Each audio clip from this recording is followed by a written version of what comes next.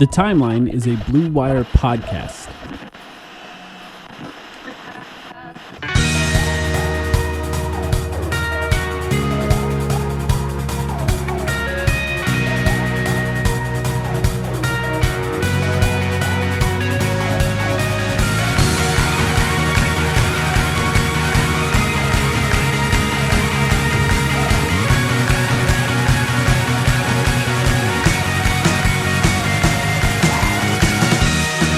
Welcome to the Timeline of Phoenix Suns podcast. Sam, the deadline has passed. How are you doing?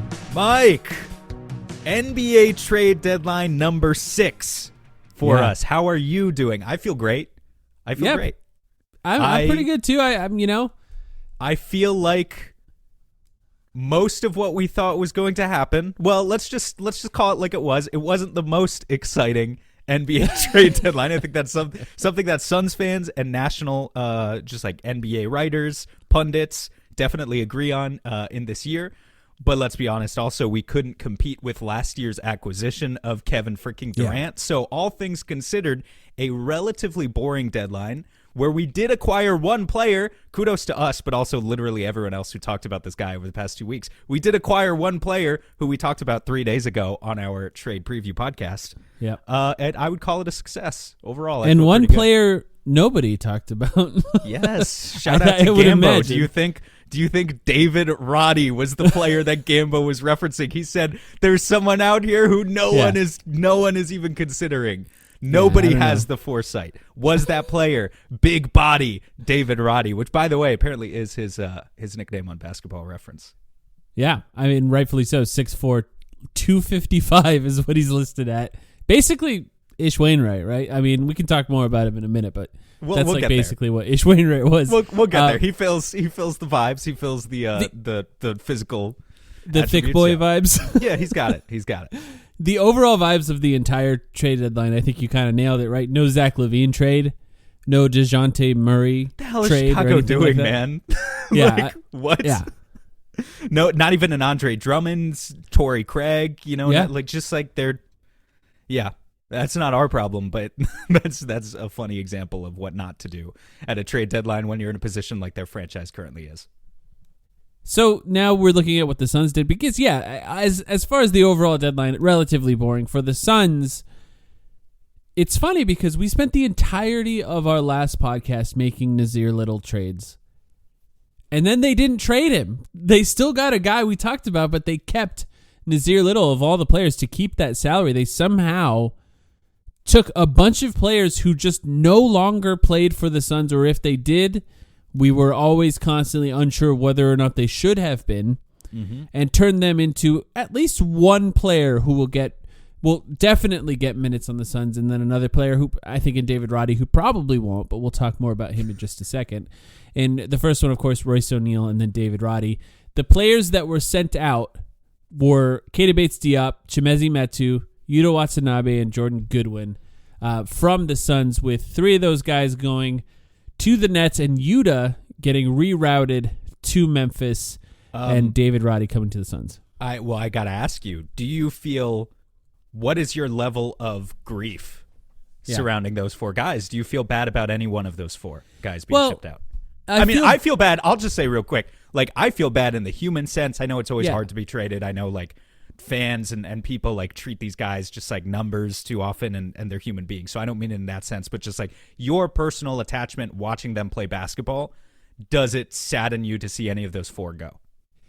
I think no, not I'm not going to miss watching them play in the Suns, but I do have this sort of just general feeling of disappointment about, specifically 2 of these guys, I think in Keita Bates-Diop and Yuta Watanabe, who I thought could at least play up to the level they were playing at last year, and had they played up to the level they were playing at last year, would have been better fits on the Suns this year, and were overall disappointments for the Suns. With Chimezie Metu, Jordan Goodwin, I think I, at the very least, had really low expectations for them. I know some people expected Jordan Goodwin to be a backup point guard right away for the Suns. I never expected that, so it kind of helps with the way I feel now. Chimezie Metu, you and I were kind of confused, although we did have moments where we were a little more excited about him and what he was doing for the Suns. Metu militia. Right. It was a thing for like a month. I made it my whole personality. I'm not gonna pretend that I didn't adopt the. Can't shy away from that. Yeah. That was part of who I was for like all of November and December because he played well. I will always remember, for instance, the Chimezie Metu. Yeah, the Chimezie Metu Christmas game against Luka Doncic where he had like 25 and 19. Yeah, of course I'll remember that. It was awesome. Christmas. You will always remember the reaction meme picture of him, which might have just been, in hindsight, him fixing a contact. I don't know what it actually was. Or if he was just like keeping his eyes as wide open as he possibly could just to be funny. But the camera on the Suns broadcast caught him for a second, and you took that screen grab and brought it to Twitter, and the rest is history. It was great. I got a good laugh out of that one. Yeah, but like ultimately it is 4 guys who either didn't play at all for the Suns in 3 of them, or Keita Bates-Diop, where like even just him being not a complete negative was so huge for this team that it was clear that he was not to be relied on. And credit to James Jones for that, because he turned 4. I mean, ultimately for this team, useless players into a player in Royce O'Neal who could play minutes in the playoffs and will play, assuming a healthy team, minutes in the playoffs for this team. A player who is, traditionally a 3-and-D player. We've kind of put that name on a lot of different types of players in the NBA. Royce O'Neal is that mold. Is he a great version of that? No, he's better than what we had coming off the bench, and that's what he's likely going to be doing. So he's definitely an upgrade for the Suns, and I think he's just a really good fit on this team, and it just, I don't think it's going to throw them off as far as what they can or can't do, and I think he's big enough to guard bigger players on this team when we need that kind of body to do it. It'd be nice if he was an inch or two taller, but we got what we get with this route. By the way, I should mention 3 second-round picks going out in this trade from the Suns as well. That's how they were able to get this guy. I have been unable to check my phone actually for the past few hours since we hit record here. So did they confirm? Are those the 2 Memphis seconds? And then what was the third one? Was that confirmed? Yes, it was confirmed. No, I don't have it in front of me. Okay, that's okay. But the Suns have 1 second-round pick left to trade, which they obviously did not trade. So it's a future pick, so it's something that they could potentially move in the future, but I guess maybe not. I'm interested in getting to the Royce O'Neal. Obviously, that's the big piece here, the Royce O'Neal scouting report in a second. But real quick, what you're talking about with the 4 guys that we sent out, I think there's a couple different ways that people could look at it, and there's a couple different ways that they are looking at it. And the way you'll see some pessimists look at it, obviously, is to say, you're talking about James Jones. Well, it's in a way an indictment of the offseason that James Jones just had, right? Yeah. They pulled the plug. Yeah, they sold us a false bill of goods, and we did that too. And we were excited about these guys. And to all of you guys who listen to us, over the offseason, I'm sorry if I personally told you that Keita Bates-Diop was going to be a rock solid 5th starter. He was better. Then I'm sorry. But so there's 2 ways of looking at it, right? There's the pessimist way of looking at it, which is why should we trust James Jones any more in his talent evaluation skills now than we did 5 months ago when he failed? He failed when he brought us Yuta Watanabe and he brought us Keita Bates-Diop. I think, to what you were saying a second ago, it's a positive sign that he knew when to pull the plug. It's it would have been much worse for this organization. And I think if you look around the league, there certainly are examples of front office executives who are stubborn. And who refuse, maybe even A, to experiment, but then B, more importantly, refuse to pull the plug and admit when something isn't working. And after half the season, look, it took us this long to finally get more than a handful of games of our big 3 healthy together. It was time to admit that the experiment with these bench players just was not working, and that there was no amount of experimentation that Frank Vogel could do, I think, to just get Yuta Watanabe to play like a rotation player, to get Keita Bates-Diop to play like a rotation player. And so ultimately, at the end of the day, now we can talk about Royce O'Neal, but the bottom line here is you sent out 4 guys who you had no faith in to play in the playoffs. You get back Royce O'Neal, who we absolutely have faith to play in an NBA playoff rotation. David Roddy, question mark. The 2 buyout spots, we'll get there at the end of the episode, obviously question marks. but already we're operating from a place of growth because you left out 4 guys who you just did not trust, and you got a net gain of 1 player who you can trust in a playoff rotation. At the very least, that much is a win for this team. It is funny that this is because of the second apron rules. As of next season, after this deadline, essentially, the Suns can no longer aggregate players in a trade, meaning they can't combine 2 players to get 1 player back. So they just threw 4 players together. They aggregated essentially as many as you can aggregate in their last trade before they're in those second apron rules next year to get the players back that they did get. And I was really surprised by this move for multiple reasons. One, I mentioned it, no Nasir Little, and 2, David Roddy, completely off the radar for the Suns. But I agree with everything you said. I think with Royce O'Neal, he's, the thing about KBD, Yuta, they're younger players, and we talked about this as a positive, which is a positive for the Suns in that they had the ability to potentially raise the ceiling of what they could have been as a player. But that also means that their resumes are not as rock solid as, say, a 30-year-old Royce O'Neal who's been in the NBA a long time, and we just sort of understand what he is as a player. And been in a lot of playoff series compared to those guys, too. This is not let me think. Who would be an example of a 30-year-old NBA player who's barely been in a playoff series before? This is not...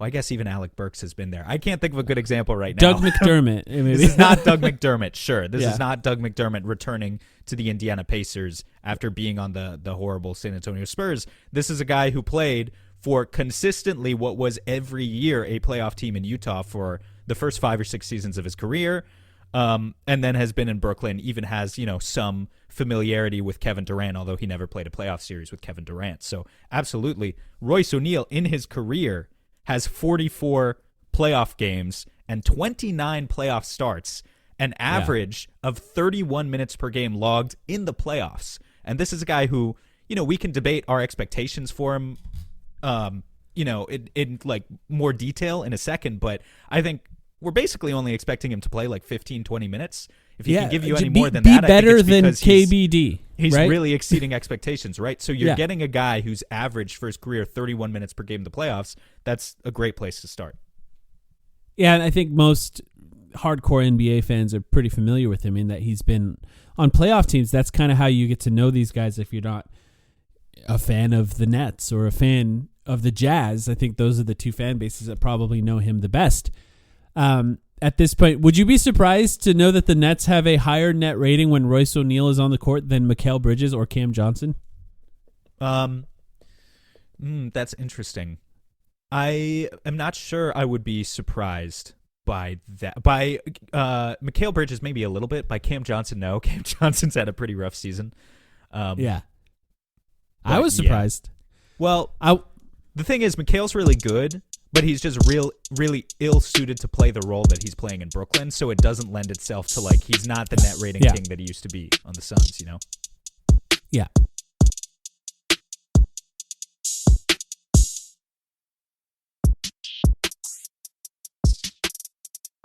We know Royce O'Neal. We, to some extent, know David Roddy, but I wanted to quiz you on a couple of things on both of these guys since we have the opportunity to talk about them for the very first time in great detail here.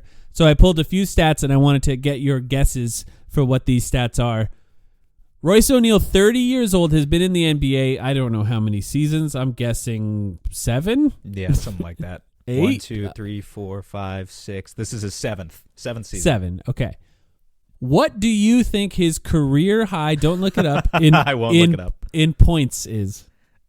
That's fascinating. So we're talking about a guy. Well, let's do it in a way that to people who have less familiarity with his game, we're kind of doing the scouting as we answer the questions, right? So we're talking about a guy. He doesn't dribble. who's not really a dribbler, who's not a confident finisher. I think 89% of his attempts this year are 3-point attempts, for example. Yeah, I think it was 83, but that's 83, still a shit ton, right? So basically only takes threes at this point of his career, but even in his so-called athletic prime, was never really a confident finisher. So he's just a shooter, right? I'm going to say 24. His career high in points is 20 points. Okay, wow. He's done it 3 times, including, for some reason, twice against the Chicago Bulls, and then 1 time against the New York Knicks. Lower than I thought. Like, usually guys who've been in the NBA 7 years just had one game where they scored like what you thought, 24 points or something like that. What do you think his career high in assists are? In a single game? Yeah. 8. Good guess. It's actually, believe it or not, 11. Wow. Okay. And he had a triple-double That's cool. this season against Portland. Wow. I had in no November, idea. where me neither, where he had 11 points, 10 rebounds, and 11 assists. A really good game. Averages. And also kind of interesting for a guy who might end up setting a lot of screens for somebody like Kevin Durant. Yes, it's a great point. Averages 2.8 assists to just 1 turnover per game this season. For a wing, a small forward who plays like 20, 25 minutes a game, that's great. He's always had a great assist-to-turnover ratio. He's always been a good connective piece, and I think it's a really good point on your part. Look, James Jones has always liked these types. He's always gravitated towards the, we're going to play 0.5 basketball. We want everyone on the floor to make smart decisions, yada, yada, yada. But Royce O'Neal, I think, really does embody it in a way that a lot of the guys we brought in this offseason didn't, even though maybe they did a little bit more on paper, but in practice did not. Royce O'Neal can set screens, or he could flash to the middle if like the defense is playing a zone or something and facilitate out of that position. He could do a good job of it. I know he can also make successful entry passes and find Kevin Durant in the post, or he can bring the ball up himself, which is something that this team is willing to let absolutely everyone do. As we've seen, even Yusuf Nurkic gets to bring the ball up and initiate a set from time to time. So I think he's going to fit right in terms of what this team's playmaking identity has become, which is that, as you've said a million times, everyone does everything. Mm-hmm. Yeah, and I was surprised that the assist number was that high. I think there's just times where players have games where they're just really finding guys, maybe the way the defense is covering them. Maybe it's a zone where you're out in the middle and you're passing to shooters, or maybe you're setting a lot of screens. I'd like to go back and find those highlights. I imagine he's setting screens and probably making passes from the middle, which would be great for the Suns. Last one for him. Career high in a single game, 3-pointers made. What do you think? Let me just mention, too, by the way, 2 teams that really launch from 3 were his last 2 teams in Brooklyn and Utah. Those 2 teams just shoot a ton. And it's good for the Suns to get a player that's sort of used to that, because they need a little bit more of that on their team, which especially after we've seen somebody like KBD, who has a slow shot, maybe a little shy to shoot, tends to want to attack a closeout, or Yuta Watanabe, who completely lost his confidence on that shot. Yeah. So now they have a guy who he's been launching for a while. I mean, honestly, okay, I'll start with answering your original question, right? Which is, if his career high in points is 20, I'm going to guess 6 made threes. That's exactly right. That would be 18. Which was funny, right? Because that's what Booker's is. Oh, that is funny. I didn't think about that. But yeah, like a good Royce O'Neal game is going to be he catches fire from 3, he makes 6 threes, and then maybe he gets like a transition layup, and that's how he gets to 20 yeah, points. Exactly. Yeah. So that's what his game is, right? But what's so interesting about it is, naturally we have the tendency to contrast his game, I think, with Grayson's, because we know a lot of what Royce is bringing is that defensive edge that maybe we're concerned a little bit that Grayson can't bring against bigger matchups, and that's going to be important. And so maybe he's going to even take some of Grayson's minutes in the playoffs. I don't know. It's possible that happens. It's possible that it doesn't. But it doesn't always have to come at the expense of Grayson. It's interesting that you mention, like, if we have 7 rotation players now who we really, really believe in, and then the other couple of spots for the playoffs we're still figuring it out, well, occasionally you can have Book or Beal as the point guard, but then you could throw Eric Gordon and Grayson Allen and Royce O'Neal all out there at the 3 wing. Like, they could play together, and there's a shit ton of spacing and a shit ton of guys on the floor at once who are just going to launch threes, which is great for this team. It doesn't have to be either we've got Grayson out there to launch all our threes, or we've got Royce O'Neal out there to launch all our threes. And it's going to be like 24 minutes of one, 24 minutes of the other. They can stack these guys together in a way that they're really getting a compound effect on their spacing and taking a lot more threes, playing a lot more of a modern offense than they currently sometimes are. It's weird. It's really hard to figure out how tall he is. He's listed 6'4" in some places. He's listed 6'6". Yeah. In some other places, there was a clip kind of making its rounds immediately after the trade of him and KD talking before the last game in Brooklyn, and he looked more like he was 6'6" in that clip than he looked like a 6'4" guy. Like he looks taller than Bradley Beal, for example. But yeah, it's just kind of weird. He plays, in my mind, he was 6'6". Like when I think about him as a player, he plays like a 6'6" player. And let me just bring some evidence to that. His top 5 matchups this season, who he's guarded, in terms of like the most possessions, right? I'm gonna throw some names at you. 1, Jimmy Butler. 2, Kristaps Porzingis. Keep in mind, obviously, Eastern Conference player. These are mostly going to be Eastern Conference opponents that we're talking about. Jimmy Butler, Kristaps Porzingis. Kristaps is crazy, yeah. Number 3, Paolo Banchero. Number 4, this is important, Mike. This might even be why they made the trade. Number 4, Kawhi Leonard. Number 4 on the list. Do you want to, real quick, before I get to number 5, do you want to guess? Well, and these stats are not always like 100% reliable, right? The matchup stats? These are the NBA matchup stats. So I was just going to look that up. Okay. I partially throw it out in jest. What do you think Kawhi Leonard shot when guarded by Royce O'Neal this season? Well, like considering Kawhi has been shooting like 50-something%, I'm going to guess it's slightly lower than that based on how excited you appear to be. How I'm wording it. It's 2 for 6. 33%. Wow. He's the Kawhi stopper. He's we the got Kawhi him. stopper. This is why they made the trade. They looked at we that. We did it, James Jones. You son of a They bitch. saw he's logged 30 possessions on Kawhi this year. Kawhi shot 2 for 6. He shot 33%. If you just extrapolate that over a 7-game series, work's done, fellas. Yeah, we did it. we solved it. All right. So number 4, Kawhi Leonard. Number 5, this one's not as impressive. It's Kyle Kuzma, but that's a lot of guys. Yeah. That's a lot of guys who are clearly not 6'6" that he's guarding. That's a mostly lot of guys, power forwards. Yeah, a lot of guys who are 6'7" on the low end to like 7 foot. In the case of Kristaps, it's a pretty good sign, and I would say bodes well for what the Suns expect Royce O'Neal to be able to do on the defensive end. And it's surprising he doesn't have. You would think he would have like a 7-foot wingspan when you think about that 6'9". I just looked that up, but he's smart. He's strong. I think Dan, when we were talking about him on our podcast, if you hadn't heard it yet, mentioned that he's a little slower than he used to be, so he's not quite what he used to be defensively. But smart and capable and strong, I think will go a long way on this team without a lot of strong guys and being surrounded by a lot of other players who can be very smart defensively.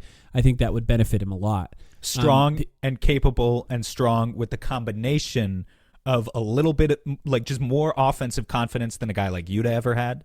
Yeah. And just the confidence coming from the fan perspective of a guy who's not going to fuck up and turn the ball over a lot. So it's kind of the best of both worlds of a bunch of the idealized versions of the wings that we were trying to sign this summer. I really think that's what Royce is going to be. I think we'll probably get to see them play. Obviously not tonight. People who are listening to this are probably already know the outcome of the Utah game where Bradley Beal is questionable and Devin Booker is out and they're missing 4 players. That's going to be a brutal game for the Suns, but that's what happens when they schedule games on the day of the trade deadline. Something the Nazir Little takeover. It starts now. Imagine. Okay, real quick. Now that he knows we're confident in him, as an organization. So Nazir Little is on a 4-year deal, which is kind of crazy, right? So he's got a long time left on this team potentially. They could, of course, try and trade him again next year.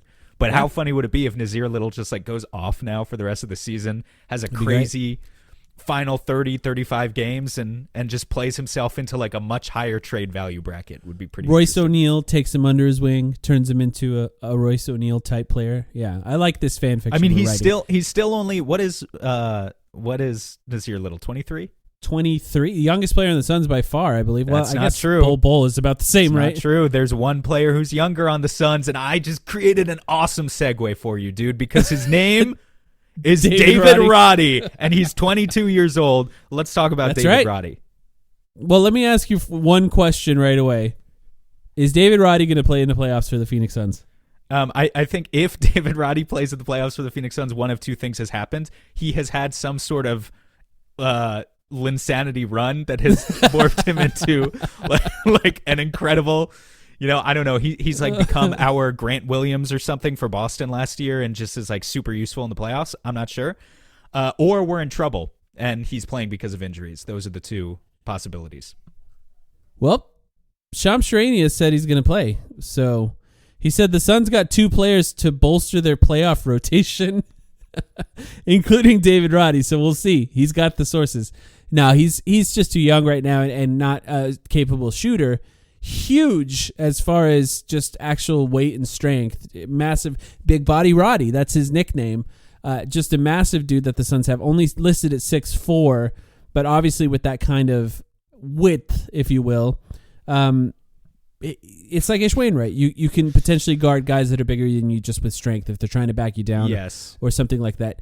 And maybe the Suns can find a role for him and find a way to develop him over time. If they want to keep him long term, they could re-sign him, those kinds of things. Well, yeah. But I think it's likely that this was the type of thing that was done to facilitate getting Royce O'Neal on this team. That's doubt. My impression of it. This was just the player who kind of made the Royce, and I know they were 2 separate moves, and David Roddy's salary was absorbed into the Dario Saric trade exception, but this was just the player that Memphis was sort of willing to give up in the deal, I think, as part of those pick swap rules.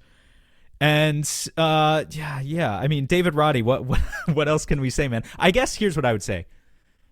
It's fair to make the physical comparisons to Ish Wainwright because that's effectively what he is. Yeah. I do think it's important to point out in his slight defense that Ish Wainwright is not capable of some of the 20-plus point scoring outbursts that David Roddy has had in his career. He's only been in the NBA for a season and a half with Memphis, and already, I mean, I'd have to look it up for you because I don't have it written down here, but he has, pulling it up right now, okay, he has not scored 20 points yet this year, but he's had 19. What? Do you have it already? His career I have high? some quizzes. I have some quizzes for you. All right. I'm sorry to jump ahead. You can quiz me on David Roddy. Go ahead. Let me just say though, I while you were talking, I just typed into Google David Roddy play football, and he did. No surprise there. But I just thought if they're going to mention it on the broadcast, we might as well check. David Roddy was a 3-sport athlete. David Roddy, Bills tight end. Enter.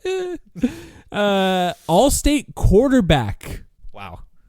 In football. So just throwing that out there. If he ever makes a long pass, we'll get K-Ray to mention that on the broadcast at some point. David Roddy's played 2 seasons in the NBA. Not even 2 seasons, really. Was a first-round pick, surprisingly. Royce O'Neal, of course, played 7. What do you think David Roddy's career high is? Seems like you have a pretty good roundabout guess based on what you just said. All right, so his season high is 19 this year. I'm going to guess I think he did better last year. I'm pretty sure he had like 25 in a game at one point. 24. Okay. In 23 minutes, he shot 10 for 13 against the Dallas Did Ish Wainwright Mavericks. ever score 24? I don't think he did. I think he may have, to be honest. There was that one I don't think he did. Spurs game. Maybe. I don't think he did, though. Ish really could not put the ball on the floor, and David Roddy can. Roddy's problem, and so this is where it kind of diverges between the two. Is Ish Wainwright's career high. Well, I just want to point out, David Roddy shoots threes. He doesn't shoot threes well. He shoots them at a 30% clip. Yeah. But the difference between Roddy and Wainwright is that Roddy comes from a college background, and this was why he was a first-round pick.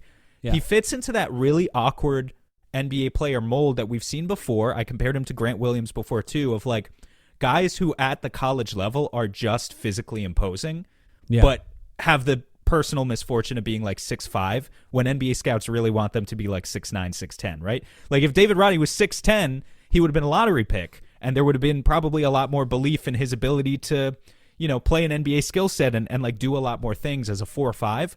But as a 6'6" guy, a lot of those moves you can get away with in college, if you go back and like watch his college tape, where it's like, 2 forceful dribbles into some 6'4" weaker prospect into like a turnaround fadeaway from 12 feet out.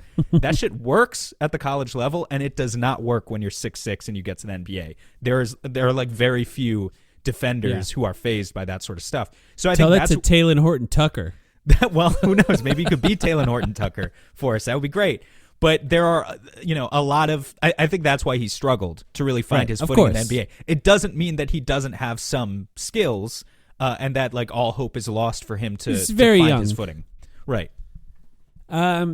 Assists, career high in assists for David Roddy, 4. Yeah, it's not as exciting to guess. It's 3. 5. Okay. So there was no like big surprise 11 assists like there was with Royce. And what about 3-pointers made? I'll give you the same question as I gave you for Royce. 5. 5 is exactly right. Yeah. No surprise there as somebody who scored 24. He's probably going to get to the basket a little bit more than Royce, like you talked about at a young age. He's capable of driving the ball. Now, I can't imagine they're he's going to get him. a ton of playing time, but like there's also there's also nobody on the bench right now. So he might. I would have loved. I mean, I know this is impossible, but man, I would have just loved to see him tonight when we're shorthanded. Just go out there and give us 30 minutes against the Jazz. Let's see what you can do. But I think it's going to be interesting too. Like, there are teams in the NBA now. You can look around the league, and there are some teams that just never post up because they don't have to, or they don't really have a player who knows how to. The Suns are not one of those teams because they have Kevin Durant, and to a lesser extent because of Devin Booker.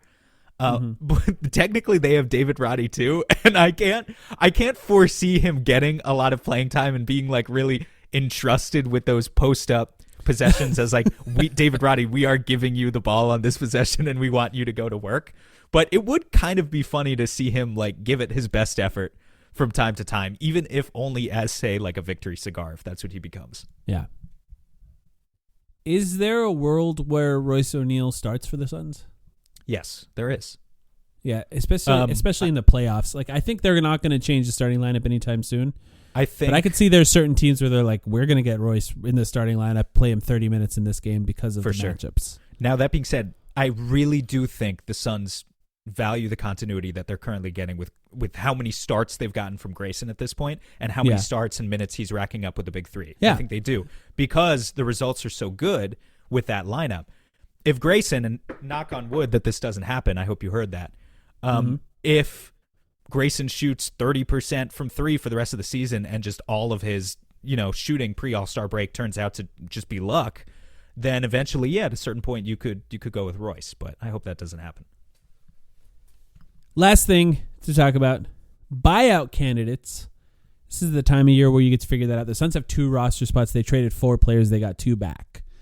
That means they have the ability of signing 2 players. They need to sign at least 1. They have to get up to 14. I think they have 2 weeks before the deadline to do that. They could sign 2 guys. A couple of guys who are now available. Furkan Korkmaz was just bought out. Somebody that we talked about even as a trade candidate in a previous podcast a few weeks ago. 6'7" for like shooter. Nothing. That would have been like a absorb into a trade exception, maybe a protected second-round pick. Well, a lot more convenient to just sign him as a free agent, that's for sure. It's true. Thaddeus Young, someone that we've talked about for, what is this, the 4th year in a row that we're talking about Thad Young? Thad Young was bought out. I missed that. There, you missed that. That's what we had a conversation before we started recording. That's one you missed. Daniel House is another one. And then Corey Joseph was another one that I think Suns fans are mentioning. Not super exciting for me, but understandable why I think if you want a point guard on the team, I understand why somebody would mention Corey Joseph. He was bought out as well. Otto Porter could be bought out. He was traded to the Jazz. Danilo Gallinari could be bought out. With Fontecchio now on the Pistons, and the Pistons have too many players on their roster currently, I believe. They're probably going to need to at least buy out one player. Maybe it's Gallinari. Cedi Osman is another we've talked about. Has not yet been bought out, but we can see a world where he's bought out from the San Antonio Spurs. But of the guys who are available, Korkmaz, Thad Young, Daniel House. Robin Lopez. I'm not excited about him. But I'm not excited about Robin Lopez either. I just know some people have brought him up. Got to bring him up, man. Yeah. You don't like my Killian Hayes idea? You're just totally against Killian Hayes? Yeah, he's bad. He's bad. He's not that bad. He's not that bad. He's pretty bad. Was it just Monty holding him back? That's the real question. That's true. We need to see him with Ayton to find out for sure. He can play make and he can defend. I believe that he can do those 2 things. And in fact, I believe he can do those 2 things better than Saben Lee can. And Saben Lee can't shoot either. There's probably 5 or 6 combinations of the guys that I listed that I would do before getting to Killian Hayes. Yeah. All right, that's fine. That's fine. I'm just saying we got 2 spots to fill. We lost Jordan Goodwin, who is a guard. So it wouldn't be, in my opinion, hopefully we're getting Damian Lee back, but it wouldn't be the worst thing in the world if one of those 2 spots was filled ultimately by a guard. I do think you could easily justify just adding a wing and a big as well. But you could get a guard, and Killian Hayes. Korkmaz and Thad Young, right? That would be the ideal. Killian Hayes guys. is the best guard available right now. To finish my point, is there a better guard on the buyout market? Can you think of one? I think with his complete lack of shooting, I just can't imagine he just plays minutes for the Suns at all. But I don't know. Corey Joseph is probably not that different in my mind. Did Corey Joseph get waived too? Or did he get traded? He did get bought out. Yeah. Oh, and then bought out. He was traded and bought out. Gotcha. Yeah, see, I missed all this stuff right after the deadline. Yeah. I like Korkmaz. I don't really care about. Between him and Daniel House, I'd say it's a wash. Yeah. Also, as a quick Korkmaz aside, is just such a better shooter. I think I would pick Korkmaz. I know I said I don't fully believe in Daniel House's defense anymore. So I wish we could have had PJ over either one of those guys. So it's a shame that he's not moving. And by the way, not bought out. On his Instagram, he was complaining very loudly about the situation that he's been put in. It seems like him and his agent may have expected a trade, maybe even a trade that allowed him to be bought out. I think there's a chance that the Clippers are playing really hardball with him to try to get him to drop that second-year option so they could buy him out right now. And maybe that's still on the table for him because it just wouldn't surprise me. I believe in Thad Young. Of all the guys you listed, honestly, Thad Young's probably my number one. And I know he's a old. Great fit. I know he's so old. But yeah. Like, at worst, he occupies the spot that Chimezie Metu was just in, where he can be your 4-5. Yeah. And at best, he can't supplants... shoot, but yeah. Well, he can't really shoot. Yeah, no, you're right. He can't really shoot. Yeah. But, like, at best, he supplants Drew Eubanks as the main backup 5. That's exactly right. I don't think that's super likely that he would do that, but it's possible that he would do that. I think he could play backup 5, maybe not every single game, but enough that it would warrant giving him a look on this team, and I think it just gives you potential options if players start becoming injured. And how about this? It doesn't seem like the Suns have any interest in playing Bol at center right now. Too, they've done that maybe that's 10 minutes total this season. So if you're willing to do it with somebody like Thad Young, who's a good passer, who can play in the middle of the floor and at the top of the key the same way that Nurkic does, and like he's not going to roll, he's not going to catch lobs, he's not going to do the things that Nurkic can't do. But he can do a lot of the stuff that Nurkic can do just with a smaller body and probably a more mobile body defensively. We've been complaining all season long about the turnover issue. Thaddeus Young, this season so far, he's only played 23 games. He's in Toronto's rotation. Sometimes he's injured, but also he doesn't play every game. He's got 50 assists to 11 turnovers as a power forward center. Yeah, that's crazy. At the age of 35, he's really good at that. And so, if you just go fully into committing, we're only going to play smart basketball players from here on. We traded all of our dumb, untalented players, and we're replacing them with guys who maybe aren't the most athletic, but who aren't going to make mistakes. In Royce O'Neal and Thaddeus Young would be a pretty impressive haul, honestly. Just really quickly, because you mentioned Bol. Two things. One, amazing that Bol survived. Well deserved, and that we're excited about that. Yes, so many of our opinions have flipped this season. Yeah. Entirely well deserved. But I think at the start of the season, after his first couple of appearances, we would have said if we have to cut anyone this year, it will be Bol first. And we did say that. Yeah, yeah. And then it turns out to be that he survives like 4 other guys getting cut beneath him.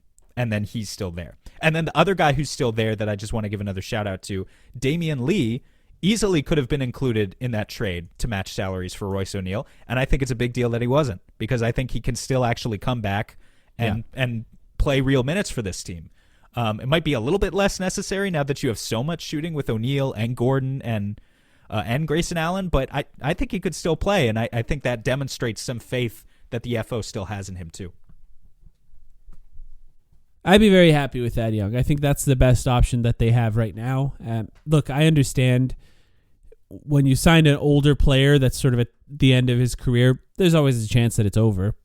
So there's a risk that you'd be taking there. But there's also a chance that he's just a guy that when you need somebody to play due to injuries can step in and be serviceable long enough for players to get healthy and come back and play. And sometimes you need guys like that on a team, and if you're relying on young guys to do that, they're going to be up and down. It's not always going to be pretty. And somebody like Thad Young can be good in those scenarios. The Suns, like I said, they only need to get up to 14 players. They should have 15. This is a scenario where this team has been injured enough. Fill out the roster, Matt Ishbia. I understand you're spending a lot of money on this team. I understand. Fill out the roster. Get all 15 guys. Sign Thad Young. Sign Daniel House. Sign Furkan Korkmaz. Preferably Thad Young and one of the other two, not any options of those three.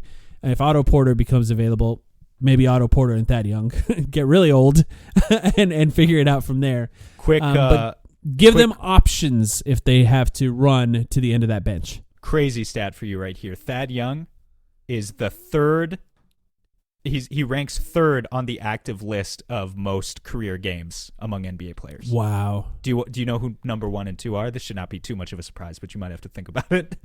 Chris Paul and LeBron James? Yeah, number 2, Chris Paul. Number 1, LeBron James. Yeah. Kevin Durant is number 13. Wow, Now, I would think he'd be higher. He's gonna missed pass the whole season, I guess. He's gonna pass a lot of these guys. I think. Like, he's 20 games behind. Well, James Harden's right ahead of him. Going to keep playing too. But he's like 20 games behind like Al Horford and Kyle Lowry, Rudy Gay, guys like that who he'll pass very soon. But yeah, Thaddeus Young, number 3, 1,162 career games. Well, he was the original Iron Man, right? Where he didn't miss games for like a full season. I think there was a time where that was the story on him. So that would be very cool. Also, there's just something about us having talked about Thad Young as an option for years. It would just be kind of fun to cover him after how much we've done research about him as a player and his type of game. And I think probably the best fit for him so far as allowing him to play make in a way that other teams, Chris Paul teams, maybe would not have allowed. So yeah, they have options now, and I think they have time to do that very soon. And I have a feeling a lot of these guys are going to get snapped up pretty fast, so we'll know. Maybe even by the next podcast that we record. Last thing I want to say, it gets really complicated from here for the Suns. They're a second apron team, and all of those rules that were not in effect this year are now in effect now that this deadline is over. There's a good chance, and you have to factor in, by the way, Devin Booker's extension kicking in, meaning that there's like 3 Suns players making over $45 million next year. There's a good chance that whatever happens in the offseason, nothing will happen at the trade deadline next year. Like, that'll just be the team because it becomes so difficult to make trades. You can't aggregate players. The 125% rule, for those who understand that, gets changed to the 110% rule, just limiting the amount of players that you can trade. It's 110 now. So it's the 110 rule, I think, gets changed to the 100 rule. Like, I don't think you can take on a penny more than what you send out. So, like, if we try and trade Nazir Little's salary next summer, and he's, or not next summer, sorry, next February, and he's making $6.5 million or whatever he is. Yeah, or the summer, then you have to take back a player who's making less than $6.5 million. You can't do the kind of weird accounting that you can do right now. It gets hard. And rules. I guess in some ways, just get used to hearing about it if you're a Suns fan, because it's going to be something that, on this podcast, we're going to have to talk about a lot. And on other podcasts, they're going to have to talk about a lot. And ultimately, it's not that fun to talk about, but it's going to be something alone, that's going to be, it's going to be a defining narrative for this team starting this summer. So looking forward to that, Sam. Royce O'Neal, David Roddy, welcome to the Phoenix Suns.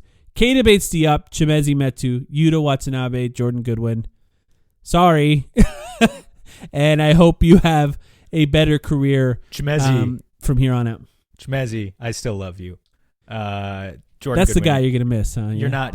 Yeah, for sure. I mean, I'll miss Jordan Goodwin, too. I think he had good moments. But, David Roddy, welcome to Phoenix. Royce O'Neal, welcome to Phoenix. Let's go. All right, thanks, everyone, for listening. We got a game in half an hour here that all of you will have listened to by the time you hear this. Let's go. Thanks, everyone.